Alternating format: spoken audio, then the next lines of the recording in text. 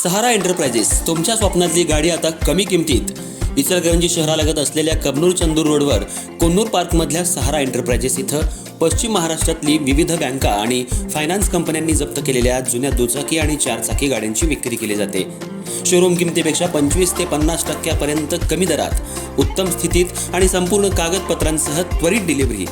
दुचाकी 20,000 पासून पुढे तर चारचाकी 50,000 पासून पुढे। आपल्या पसंतीची कार किंवा बाईक आता अगदी परवडणाऱ्या दरात घेऊन जा। विश्वास, पारदर्शक व्यवहार आणि उत्तम सेवा हेच आमचं वैशिष्ट्य। पत्ता Konnur park, Kabnur Chandur road, Ichalkaranji. Proprietor Rajubhai Ajgar. संपर्क 8055810910 आणि 9860785780। सहारा एंटरप्राइजेस, दर्जा, विश्वास आणि बचत यांचं परिपूर्ण ठिकाण।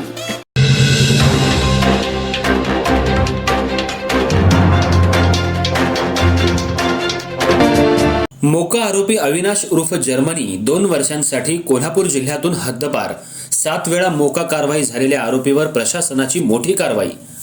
इचलकरंजी शहरातील गुन्हेगारीला आळा घालण्यासाठी प्रशासनानं आणखी एक मोठी कारवाई केली आहे।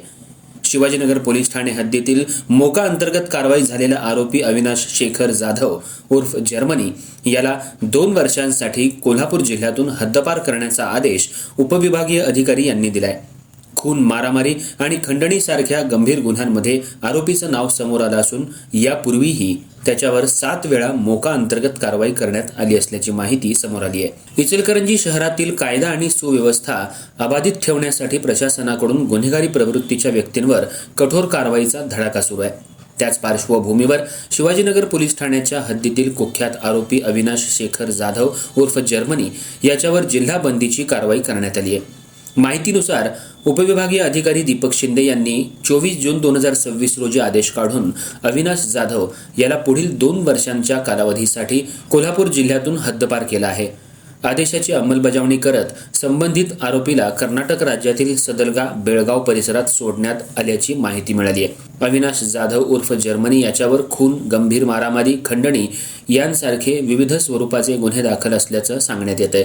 तसंच त्याच्यावर यापूर्वी 7 वेळा महाराष्ट्र संघटित गुन्हेगारी नियंत्रण कायदा अर्थात मोक्का अंतर्गत कारवाई झालेली असल्याची माहिती प्रशासनाकडून देण्यात आली आहे।